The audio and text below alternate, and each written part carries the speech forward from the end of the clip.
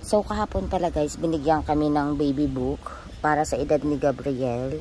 So that alam ko kung ano yung mga turok na dapat na natuturok sa kanya. Kasi nagtatanong ako sa center kung ano ba yung mga turok na dapat sa 9 years old pero wala pa daw available.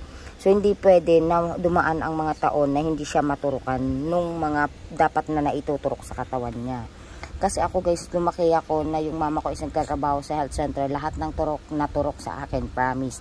Kaya, hindi ako guys binulutong. Never akong binulutong. Sabi ng iba, dinadanas daw yun ng lahat ng bata. O kahit matanda na nga. Pero ako, never akong binulutong kasi naagapan ako nung pambulutong na turok.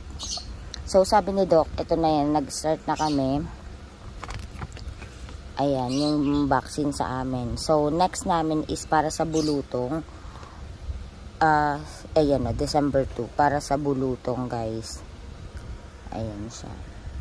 So, susunod namin yung para sa pneumonia. So, tayong mga magulang, kailangan natin maging responsable para hindi nagkakaproblema yung mga anak natin.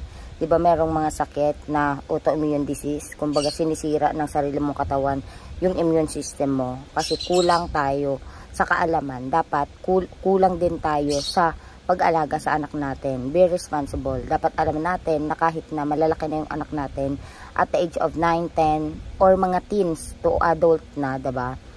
Teens hanggang mga pa-adult na sila talaga, na tulad natin, alam natin kung ano ba talaga yung dapat na turok para sa kanila. So that's all. Be responsible, mommies.